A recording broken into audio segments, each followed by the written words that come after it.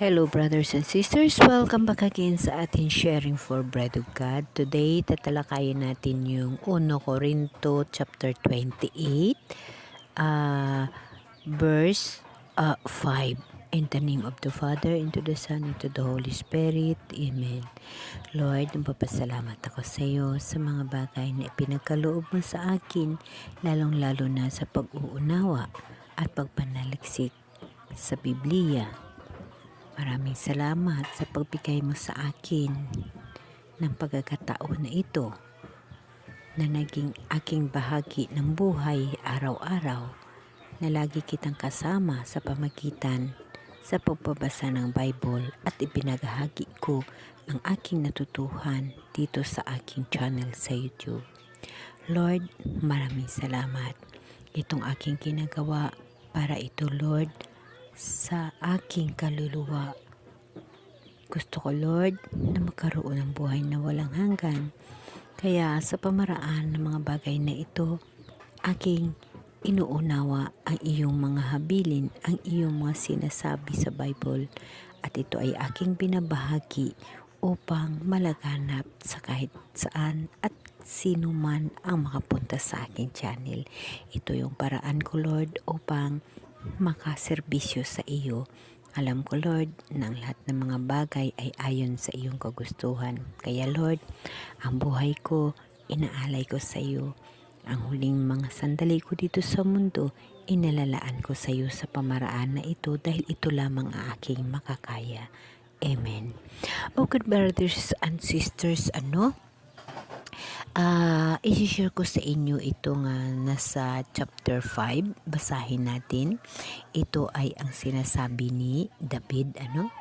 Pinagkalooban ako ni Yahweh ng maraming anak at mula sa kanila si Solomon lamang ang hinirang ni Yahweh upang maging hari ng Israel.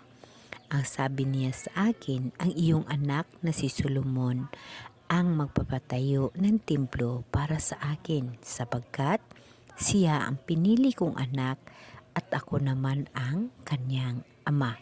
So brothers and sisters, dito makikita natin na si Solomon ang binigyan ng karapatan na magpatayo ng templo, hindi ang kanyang ama na si David. So, ganun din sa atin, brothers and sisters, no? Italambuhay natin sa buhay natin. Kung ating mga magulang ay walang panahon pumunta sa church o magsimba, o hindi natin nakikita na ang templo ng Diyos ay nasa Kanya dahil ay kumbaga hindi na natin naabutan, no? Na pumanaw na sila or wala na sila. So kitang mga anak, atin hahanapin ang Diyos. Atin tatalakayin ang mga nakasaad sa Bible at hahanapin natin ang mahal na Diyos. So ipagpatuloy natin. Sa verse 6, ang sabi niya sa akin, ang iyong anak na si Solomon ang magtatayo ng templo para sa akin, sapagkat siya ang pinili kong anak at ako naman ang kanyang ama. So brothers and sisters, gusto ko rin para sa akin, mapili din ako na anak ng mahal na Diyos dahil siya ang aking ama, no? So, magiging halimbawa natin si Solomon na pangarapin natin na mapili rin tayo ng mahal na Diyos na kanyang anak. Ipagpatuloy natin. Patatagin ko ang kanyang kaharian magpakailanman kung patuloy niyang susundin ang aking mga utos at tuntunin gaya ng ginagawa niya ngayon. So, nakikita niyo brothers and sisters, kagaya sa akin, example lamang. Kung ano man ang ginagawa ko ngayon, hiningian ko ng tulong sa mahal na Diyos na ipagpatuloy at magpatuloy ito upang maging matatag ako ang aking panampalataya at pagtitiwala sa mahal na Diyos. Ang aking buhay ay inaasa ko sa mahal na Diyos. Ipagpatuloy natin sa verse 8. Kaya nga sa harapan ng Diyos na ngayon nakikinig, tinatagubilin ko na ingatan ninyo at sundin ang kautusan ni Yahweh. Sa gayon, manatili sa inyo ang matabang lupaing ito at maipamana naman ninyo sa inyong mga angkan habang panahon. Yes, brothers and sisters, no? Kagaya natin, tayo mga anak ng mga magulang natin at tayo ay magkaroon ng pamilya, magkaroon din tayo ng mga anak. So dahil sa ating time na ito ay tayo ay nananaliksik o tayo ay mayroong panampalataya sa mahal na Diyos. So atin ho ito ituturo sa mga anak natin upang sila ay magkaroon ng ama na si Jesus Christ at mapili din sila. Tayo ho ang kanilang ehemplo, kagaya ho ni David kay Solomon. So sila ang mga tao, ng mga ehemplo natin na dito natin nakikita sa Biblia. Ito naman ang sinabi ni Yahweh. Ito ay makikita natin sa verse 9. At ikaw naman, Solomon, kilalanin mo ang Diyos na iyong ama at paglingkuran siya ng buong puso sapagkat batid niya ang laman ng ating puso't isipan. Kung hahanapin mo siya, makikita siya sa iyo. Kung hahanapin mo siya, pakikita siya sa iyo. Ngunit kung tatalikdan mo siya, itatakwil ka niya magpakailanman. Alalahanin mong ikaw ang pinili ni Yahweh upang magtayo ng kanyang tahanan. Gawin mo ito at huwag kang magpabaya. Yes, brothers and sisters. Example natin ito sa ating buhay, sa ating sariling mga buhay. Sa ngayon, kung nakilala mo ang Diyos at hinahanap mo ang Diyos, magpapakita sa iyo. Alam mo ba, ang lahat ng mga trials sa buhay, pag hahanapin mo ang Diyos at isama mo siya sa buhay mo, yun ang magiging tagumpay ng buhay mo. Magtagumpay ka at bilang ama, ang Diyos ang ating ama at tayo ang kanyang anak. Bilang tayo, magpangabuhi tayo, magkaroon tayo ng buhay, kanya-kanya tayong pamilya. Yung mga anak natin, tuturuan din natin na makilala niya ang mahal na Diyos upang sa buhay na walang hanggan at habang panahon upang mabubuhay dito sa lupa sa mundo. Pag dito sa mundo, pag ang Diyos ay kasama ng isang tao, ang buhay sa lupa sa mundo ay napakadali. Mahirap, mga trials, mapait, ngunit yun lahat ay makasagutan. Dahil ang Diyos hindi ka pababayaan. Hanapin mo lang ang Diyos sa panahon na ikaw ay nahihirapan. Sigurado hindi ka pababayaan ng Diyos. Brothers and sisters, ang mahal na Diyos hindi ho natutulog sa pagtingin sa atin. Nakikita niya at nababasa niya ang ating isip at puso. Kaya brothers and sisters, huwag ko nating kalimutan na ang Diyos magpapakita o nandyan sa atin. Ang Diyos ay sa kapwa natin. Nandyan sa puso ng bawat isa sa atin. Ang masakit sa iyo, masakit sa kapwa natin. Masakit din ho yan sa Diyos. Lagi nating tatandaan na ang Diyos ay nababasa niya ang isipan at nakikita niya kung anong nararamdaman ng mga puso natin, mga bagay na dapat natin italang buhay o ilagay sa buhay natin. Tayong mga tao sa mundo, lahat na trials, lahat na paghihirap, nararanasan natin. Mayroong ibang mga tao na nagko-complain, nagsisisi, o kung ano-anong mga sinasabi. Minsan, magtatanong pa sa mahal na Diyos. Brothers and sisters, bilang ako isang ultimo at isang ultimong nanampalataya at nagatuo sa mahal na Diyos at nag-iisa at isa ring saksi sa mga biyaya ng Diyos at kabutihan ng Diyos. Brothers and sisters, huwag kang mag-complain, huwag kang magreklamo, kahit ano kasakit, kahit ano kahirap.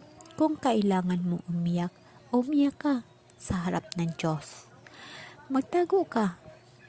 Iiyak mo na kinakausap mo ang Diyos. Ang lahat ay malagay sa ayos. Ang lahat ay step by step natutulungan ka ng Diyos. Never complain. Huwag kang manumbat. Huwag kang manisi dahil ang lahat na yan ay galing sa Diyos. Mga pagsubok, kung hanggang kailan ang tatag mo sa mga pagsubok upang ikaw ay magtagumpay. Magtagumpay ka upang makasama mo ang Diyos sa buhay na walang hanggan. Lahat ng hirap sa mundo, ibibigay ng Diyos sa iyo upang malagpasan mo. Kung ikaw ay mga Diyos at naniniwala sa Diyos, malalagpasan mo yun. Brothers and sisters, huwag kang mag-complain. Huwag kang magreklamo. Tanggapin mo kahit ano kahirap, kahit ano kasakit. Ngunit, harapin mo kasama siya. Harapin mo kasama ang mahal na Diyos dahil ang lahat na yun ay maayos. Maniwala kayo, brothers and sisters. Isawa ako sa saksi sa kabutihan kag mirakulo ng Diyos. Lahat ng bagay sa buhay ko, tinatanggap ko. Hindi ko mga sinasadya ang mga bagay, ngunit nagarating sa buhay ko. Ang lahat na yan, pinapasa Diyos ko. At ang lahat na yan, hiningian ko sa mahal na Diyos. Natutulungan ako dahil hindi ko nakakayanan. Isa lang ang gagawin mo. Huwag kang mag-complain. Huwag kang magreklamo. Tanggapin mo na maluwag sa puso at masayang damdamin na kinakausap mo ang Diyos sa mga trials na hinaharap mo. Isa yan sa mga bagay na gusto-gusto ng Diyos. Ang nagkaroon ka ng mga trials sa buhay at nahihirapan ka, ngunit umiiyak ka na kinakausap siya at hindi ka nagre-reklamo. Sa mga tuwid, ikaw ay nagsusumaw sa Kanya. Humihingi ka ng tawad. Humihingi ka ng tulong. Yan ang gusto ng mahal na Diyos. Na tuwing magkaroon ka ng trial sa buhay, huwag kang mag-complain. Huwag kang iiyak na nanunumbat. Iiyak ka na nagmamakaawa sa Kanya. Natutulungan ka dahil ang Diyos hindi magdalawang isip. Natutulungan ka, brothers and sisters. Alam ng mahal na Diyos kung anong iniisip mo at ano ang sa puso mo. At alam din ng mahal na Diyos kung ano ang dapat niyang gagawin sa iyo. Basta magtiwala ka sa Kanya at siya lamang ang iyong inaasahan. Brothers and sisters, isa ho ako sa saksi sa lahat na pagmamahal ng Diyos sa mga mirakulo sa buhay, mga bagay na hindi mo maunawaan ngunit nangyayari na maganda dahil hindi ka nagko-complain kahit ano kahirap ang nangyayari sa buhay mo sa makatuwid. Isinusuko mo sa Kanya. So bigla lamang dumarating ang mga bagay na hindi mo inaasahan, ngunit yun ang kasagutan sa iyong problema. Sa mga trials na hinaharap mo, yun ho ang mga bagay na Kanyang ibibigay sa iyo. Basta ikaw ay mananampalataya, magtiwala at umasa sa awa ng Diyos. Brothers and sisters, dapat nating tatandaan na paghahandaan natin ang pagbabalik ng ating mahal na Diyos. Dahil siya ay babalik upang maghukom. Siya ay magbigay ng judgments para sa atin.